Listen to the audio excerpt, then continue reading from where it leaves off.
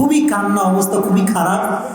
প্রথমে ভাবলাম মনে হয় মেয়েটার বাপ মা সব মরে গেছে, পরে শুনলাম আর্জেন্টিনা বাস খাইছে। ছি ছি ছি ছি। যারা এই ব্রাজিলের খেলা বাদ দিয়ে মাহফিলে এসেছে, এরাই হচ্ছে প্রকৃতপক্ষের কোরআন প্রেমিক, ঠিক কিনা? আল্লাহ প্রত্যেককে কোরআনের জন্য কবুল করলে পড়া আমি মানে কি বলবো ভাই, বলতে বলতে মুখের মানে বলি শেষ হয়ে গেছে। লজ্জা থাকলে ব্রাজিল আর আর্জেন্টিনা নাকি মাথা ব্যথা করবে না। লজ্জার অভাব, লজ্জা। যেই মেসি পেশাব করে পানিও নেয় না,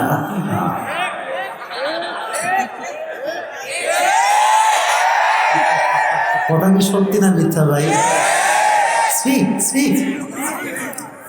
বমি করতেও আমার রুচি লাগে যে বমিও এখানে করা যাবে না। আসলে আমাদের পুরো মাইন্ডসেটটা খ্রিস্টানরা পরিবর্তন করে ফেলেছে। বগুড়ার মানুষ তো আসতে কথা কয় গেল রে ভাই, কোনো সন্দেহ আছে আপনাদের এখানে? যখন আসলাম মোড়ে মোড়ে প্রজেক্টর দেওয়া, দেখ যত মন চায় দেখ। আহা, এরা কি মরবে না ভাই? মরবে না? হিসাব দেওয়া লাগবে না? লাগবে। তো আমরা যারা সব ফালতু কাজ বাদ দিয়ে কোরআনের মাহফিলে আসতে পেরেছি, আমরা সবাই খুশি না বেজা? সকলেই পড়েন আলহামদুলিল্লাহ। শুরুতে একটি বিষয়ে কথা বলতে চাই। ছোট্ট একটা গোল বল, ফুটবল, এটার নাম কি? 11 জন মিলে মোট কয়জন খেলে? ছোট্ট একটা বল, হাতে লাথায় চলতেছে লাথি, ওখানে একটা লাথি মেরে গোল দেয়। বাঙালির আবুল সাউল বলে এখানে লাফ মারে। What is this? কি এইটা ভাই? এর কারণটা কি জানেন? এর কারণটা হচ্ছে মিডিয়া। এই media has changed our mindset. আমাদের ব্রেইনটা মিডিয়া ওয়াশ করে ফেলেছে।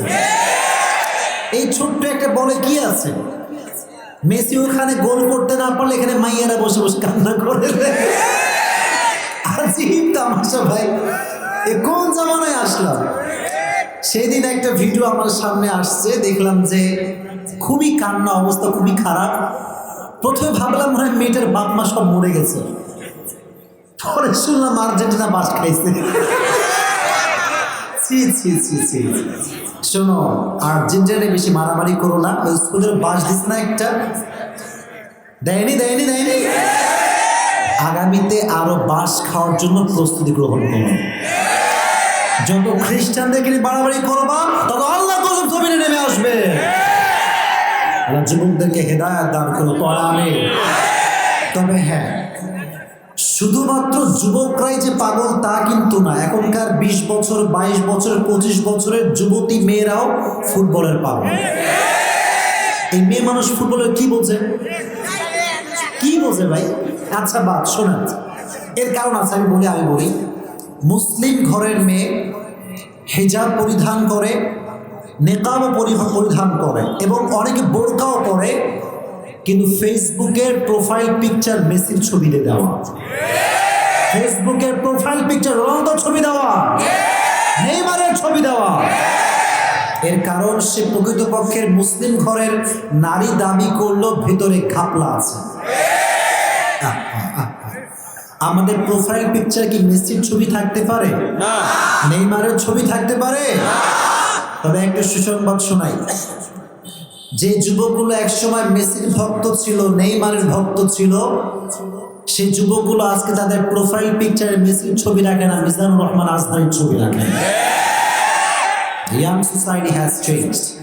যুব সমাজকে পরিবর্তন হয়ে গিয়েছে। যে যুবকগুলো আজকে মাহফিলের আয়োজন করেছে, একটা সময় কিন্তু এরকম ছিল না। একটা সময় যুবকরা যাত্রাপালা, কনসার্টের আয়োজন করতো, মমতাজকে নিয়ে এসে গান করতো।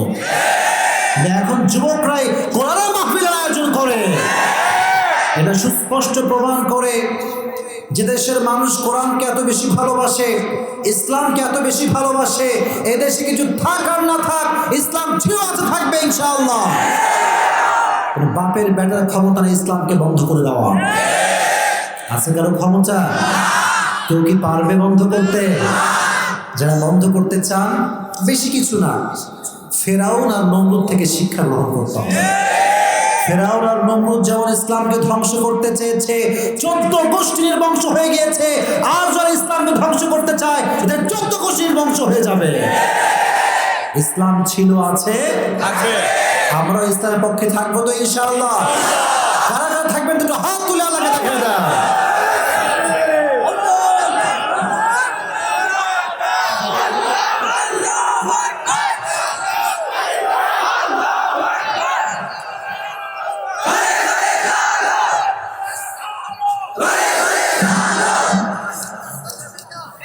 মাশাআল্লাহ, আল্লাহ আপনাদেরকে ইসলামের জন্য কবুল করুন। আজ আমি পড়ছি মহাবিপদে ভাই। আমি হলাম লম্বা মানুষ, স্ট্যান্ড দিচ্ছি আমার বুকের সোজা, স্ট্যান্ড থাকবে এইখানে, মাইকটা আমি ঝুঁকে কথা বলতে হচ্ছে, মানে কমফোর্টেবল ফিল করতে পারছি না। তো আমি চেষ্টা করবো কিছু কথা বলার জন্য, আপনারা শেষ পর্যন্ত শুনে মোনাজাত করে বাসায় ফিরে যাবেন। রাজি আছেন তো ইনশাআল্লাহ? মুসলমান হচ্ছে মুখে এক কথা, হৃদয়েও একই কথা। মুনাফিক এখানে এক, ভেতরে আরেক। আমরা কি মুনাফিক না মুসলিম? শেষ পর্যন্ত থাকবেন তো ইনশাআল্লাহ? যতদিন এই দেহে প্রাণ আছে ইসলামের পক্ষে থাকবেন তো ইনশাআল্লাহ? হ্যাঁ, ইসলামের পক্ষে থাকলে লাভ একটা আছে। কয়টা লাভ ভাই? মরার সঙ্গে সঙ্গে আপনার জন্য জান্নাত সুনিশ্চিত হয়ে যাবে। মন খুলে পড়েন না সুবহানাল্লাহ ভাই। জান্নাত পাওয়ার দরকারটা আছে না নাই? আমাদের অবস্থা কি জানেন? আমরা খালি মুখে মুখে বলি জান্নাত চাই, জান্নাত চাই, কাজের বেলা আমাদেরকে হারি কিন্তু খুঁজে পাওয়া যায় না। আর আজকাল যুবকরা সবচাইতে বেশি হিংসার শিকার। এটা আপনারা যা বুঝবেন এর চাইতে বেশি মাহফিল কমিটি বুঝবে।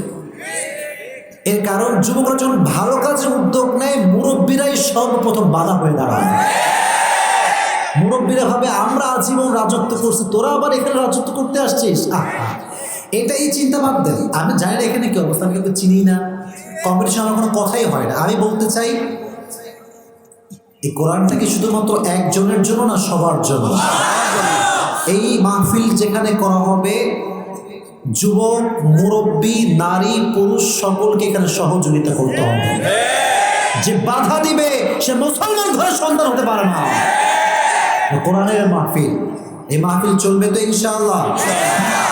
জান্নাতে যাওয়ার স্বপ্ন শুধু দেখবো না, বাস্তবেও কাজ করবো, করবেন তো ইনশাআল্লাহ? সেদিন আমি বলছিলাম কোথায় যেন একটা ঘটনা, যে আমরা যেখানে স্বপ্নে জান্নাত দেখে একটা বাস্তব নমুনা বলছি।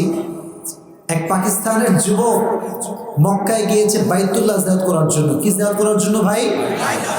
আওয়াজ নাই, বলো না কি জিয়ারত করার জন্য ভাই? বাইতুল্লাহ কার ঘর? আল্লাহ। তো পাকিস্তানের যুবক তো মানে 7 তওয়াফ দিয়ে এসে খুবই টায়ার্ড, খুব ক্লান্ত। বাইতুল্লাহর সামনে দাঁড়িয়ে দু চোখের অশ্রু ফেলে আল্লাহর কাছে দোয়া করছে যে আল্লাহ, मुझे तुझसे कुछ भी नहीं चाहिए, मुझे बस मरने के बाद जन्नत दे देना। क्या दे देना? বলেন না কি দিয়ে দিবা আল্লাহ? জান্নাত দিয়ে দিবা। তো দেখবেন আপনারা যারা কাবায় গিয়েছেন, এখানে তো অনেক প্যান্ডেল মাশাআল্লাহ, কিন্তু কাবার পুরো উপরটা ছাদ নাই, ফাঁকা, পুরোটা গোল চত্বর। তবে এক অবাক করার বিষয় হচ্ছে, আমি নিজে গিয়েছি, যতই প্রখর রোদের তাপ থাকুক না কেন, বাইতুল্লাহর যেই জমিন, যেই মেঝে, এত রোদের তাপে কখনো 1 পয়সা গরম হয় না, ঠান্ডা থাকে। সুবহানাল্লাহ পড়ে অলওয়েজ মেঝে ঠান্ডা থাকে। এটার অনেক ব্যাখ্যা আছে, এটা এখন বলার সময় নেই। তো যুবকটা এত রোদের তাপ, রোদের তাপে হঠাৎ করে অজ্ঞান হয়ে পড়ে গেছে। কি হয়ে পড়ে গেছে ভাই? বলেন না কি হয়ে পড়ে গেছে? তো মেডিকেল টিম, মক্কার যে মেডিকেল টিমরা ছিল, তারা সুন্দর করে যুবকটাকে ধরে নিয়ে মেডিকেলে গিয়েছে, মেডিকেলে অ্যাডমিট করেছে, সেবা দিয়েছে, সুন্দর করে মেডিকেলের বেডে শোয়াই দিয়েছে। যুবকটা হঠাৎ করে অজ্ঞান থেকে জ্ঞানে ফিরে আসছে। তো জ্ঞানে ফিরে এসে দেখে অবাক করা কাণ্ড, কিরে পুরো রুমটা সাদা আর সাদা। পুরো রুমটা কি ভাই? কথা কয় না বগুড়া মানুষ, কিরে ভাই? সাদা।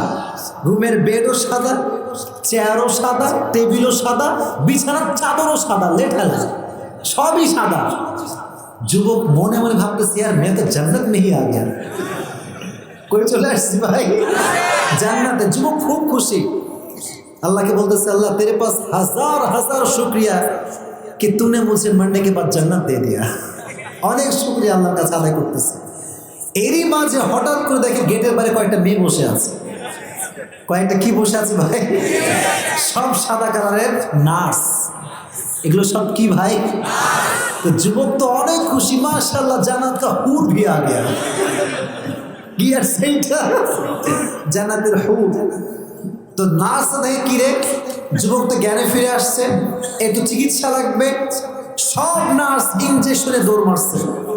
তো যুবক তো একটু অসুস্থ, অজ্ঞান ছিল আর কি।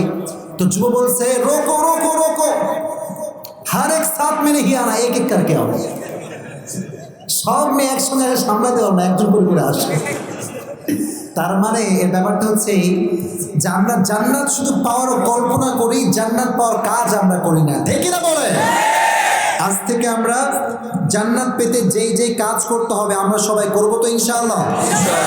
হ্যাঁ।